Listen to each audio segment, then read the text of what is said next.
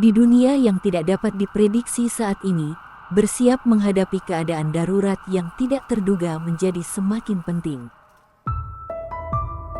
Baik itu bencana alam, krisis ekonomi, atau pergolakan sosial, penting bagi Anda untuk memiliki rencana untuk menjamin kelangsungan hidup Anda dan orang-orang yang kita cintai.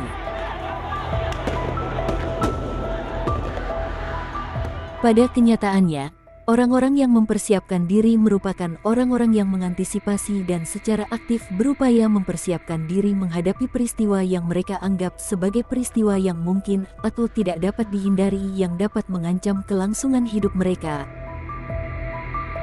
Mereka mengambil tindakan pencegahan untuk masa depan yang tidak pasti.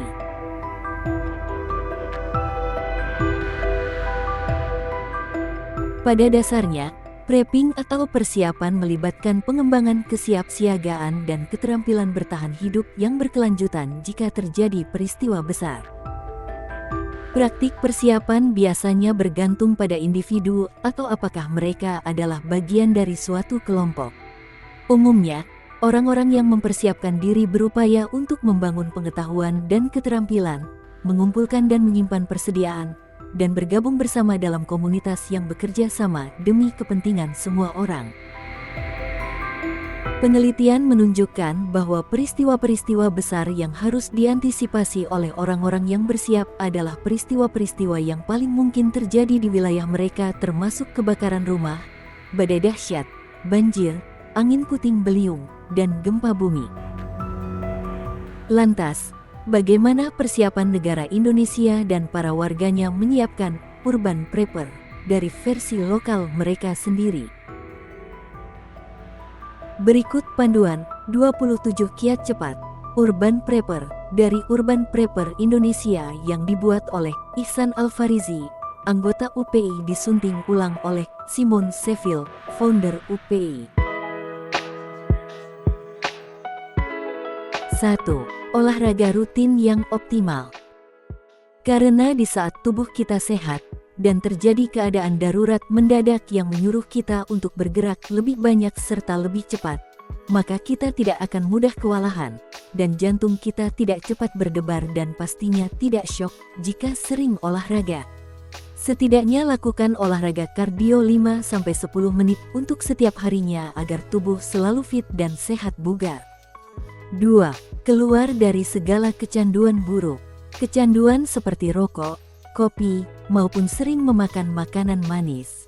Percayalah, saat keadaan darurat datang, sementara tubuh kita secara mendadak tidak lagi mendapatkan asupan dari zat yang sering kita makan, maka efeknya bisa mudah panik, frustasi, mudah kelelahan, dan gejala-gejala lainnya.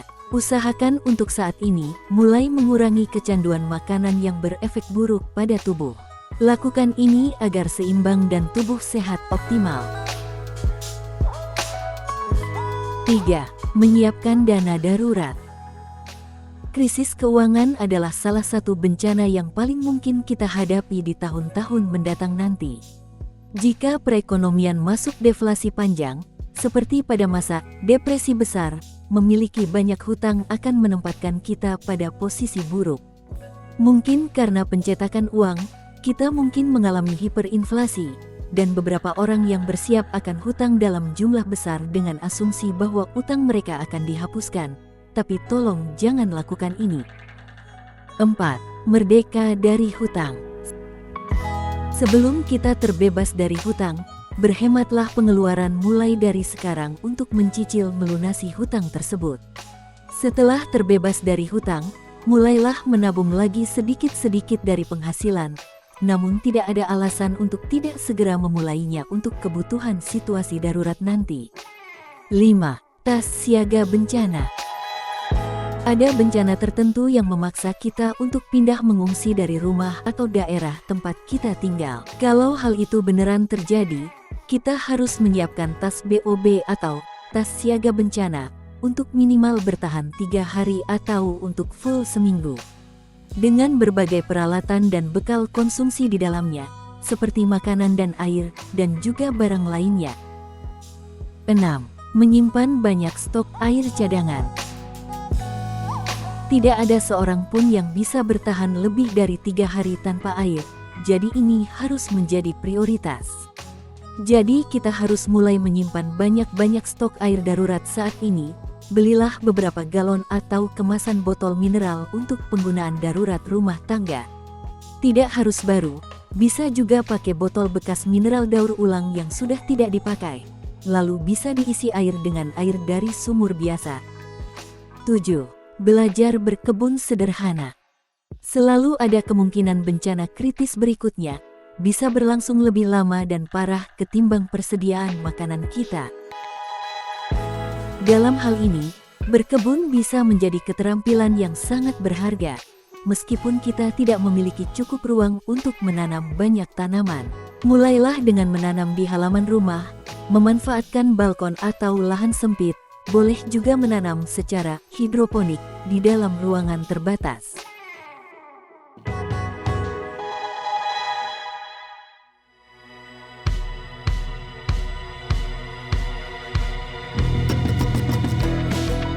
Delapan. Kumpulkan dokumen penting di satu tempat.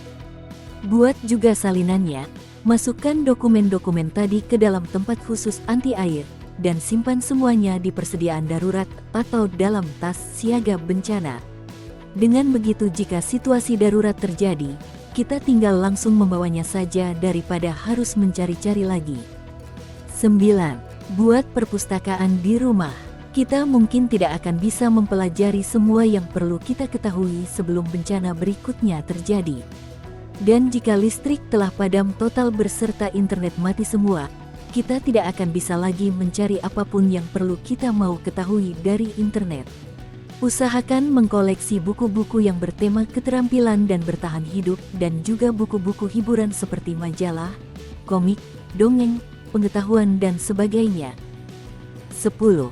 Pelajari pertolongan medis dasar. Di era serba kritis nanti, jasa dokter kemungkinan besar akan sulit ditemukan, berserta sulitnya akses umum ke rumah sakit. Sekarang adalah waktu yang tepat untuk mengambil beberapa kelas belajar medis dasar. Lebih baik sekalian mengajak beberapa saudara, teman, sahabat, dan keluarga. Biayanya tidak mahal. Ada juga yang diberikan pengajaran gratis oleh lembaga tertentu dan ini bisa menjadi bekal penentu antara hidup dan mati di saat darurat nanti. 11. Teliti dan perhatikan daerah kita tinggal. Kita cari tahu informasi dan berbagai aktivitas pertokoan di daerah kita tinggal. Misalnya jika kita tinggal di komplek perumahan, periksa berapa rute jalan komplek yang menuju ke jalan besar atau akses utama dari tempat tinggal. Persiapkan untuk survei dan menganalisa seluk-beluk daerah kita tinggal, dari rute jalanan, jam padat lalu lintas, toko sembako, rumah sakit, dan lain-lain sebagainya untuk keadaan darurat nanti. 12. Mengatur rute evakuasi. Jika terjadi bencana dahsyat yang membuat kita tidak punya pilihan selain mengungsi dari rumah atau daerah kita perlu tahu persis setiap seluk-beluk rute jalanan di daerah kita untuk menyelamatkan diri. Dapatkan beberapa peta daerah yang akan kita lewati untuk pelarian, dan tandai rute aman yang paling tidak ramai aktivitas orang-orang.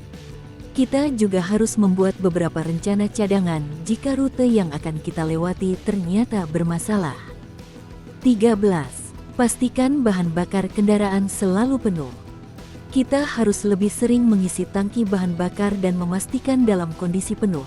Tetapi jika kita pikir kegiatan itu merepotkan, maka kita harus pikirkan betapa menyesalnya nanti jika pom bensin ditutup total saat situasi krisis dan kita kehabisan bensin di jalan.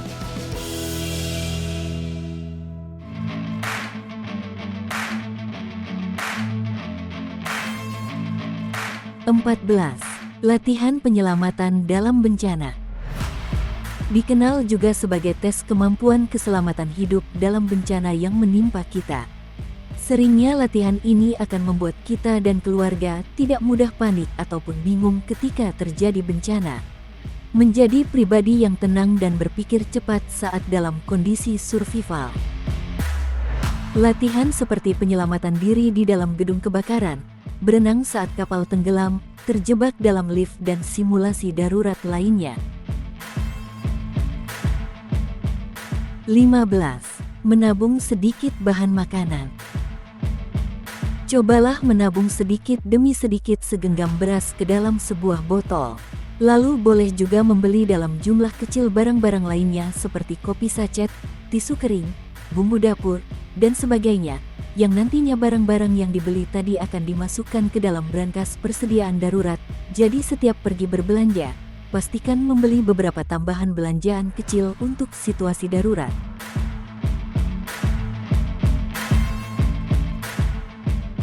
16.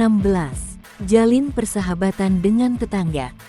Kita tidak harus berteman baik dengan mereka, tetapi ada perbedaan psikologi yang besar antara tetangga yang kenal ataupun tidak kenal. Jika kita mengunjungi dan menjalin hubungan baik dengan para tetangga, setidaknya beberapa kali, kemungkinan besar mereka akan membantu, dan kecil kemungkinannya untuk menyerang kita dan keluarga saat dalam situasi serba krisis nanti. Jadi cobalah untuk akur dengan tetangga sekitar. 17. Beli perlengkapan darurat bekas dan murah.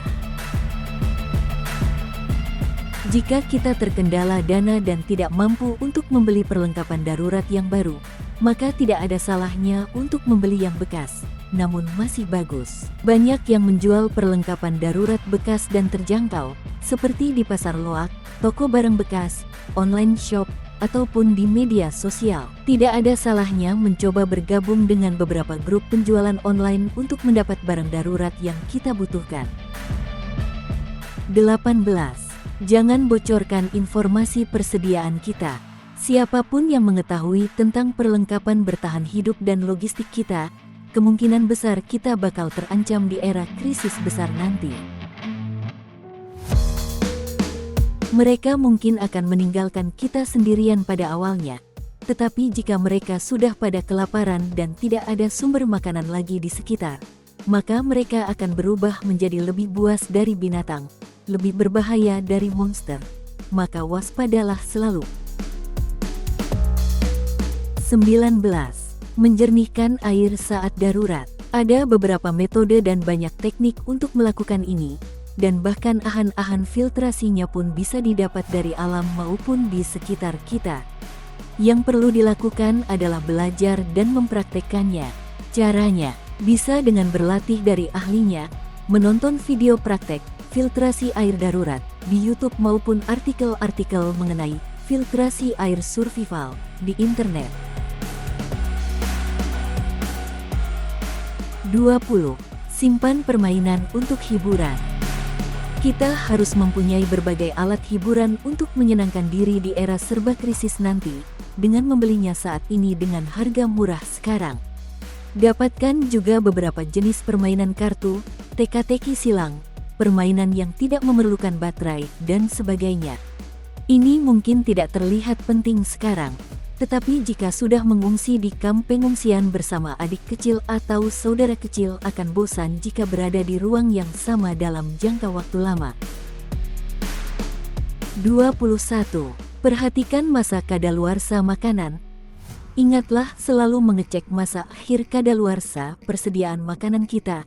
Saat beberapa stok makanan kita mendekati tanggal kadaluarsa, kita harus menggunakannya untuk konsumsi sehari-hari dan mengisi kembali stok tersebut. Ini juga dapat membantu kita mencatat dengan baik persediaan apa yang kita miliki. 22. Simpan makanan favorit untuk masa krisis.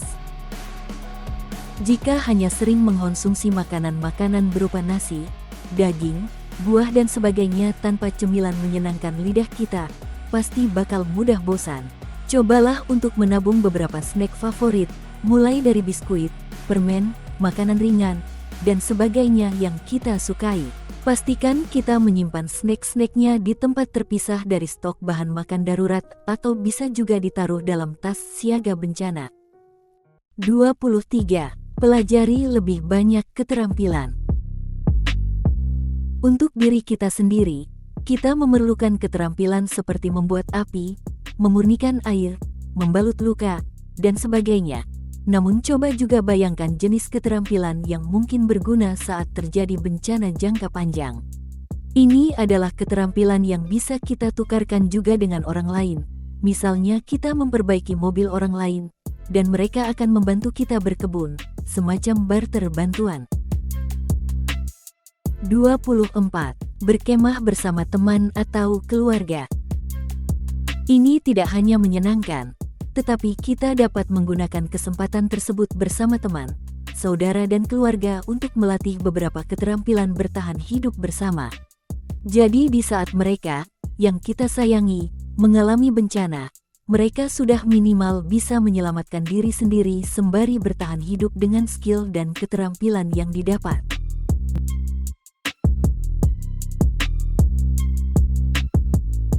25. Dapatkan alat multifungsi berkualitas. Kita tidak mungkin membawa banyak peralatan, apalagi kotak perkakas, yang memperlambat pelarian kita saat terjadi bencana. Mempunyai alat perkakas multifungsi yang dapat dibawa setiap saat di saku pakaian itu sangat berguna. Cari perangkat serbaguna lainnya seperti senter, engkol dan radio panel surya. 26. Mancing dan berburu. Memancing dan berburu hewan untuk dimakan, kemungkinan besar itu akan menjadi aktivitas yang lebih banyak dilakukan di era serba krisis nanti. Memancing atau berburu dengan peralatan modern atau bisa juga dengan peralatan tradisional, dan belajarlah membuat perangkap atau jerat hewan. Pelajari juga cara menyimpannya secara khusus dan mengolah hasil buruan dengan tepat dan benar untuk dijadikan bahan makanan. 27. Belajar hidup tanpa listrik.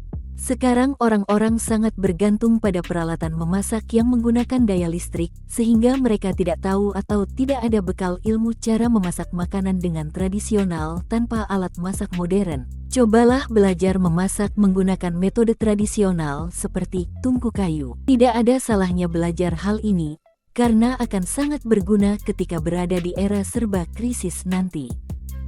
Itulah panduan 27 kiat cepat Urban Prepper dari Urban Prepper Indonesia. Prepper Indonesia. Believe in being prepared.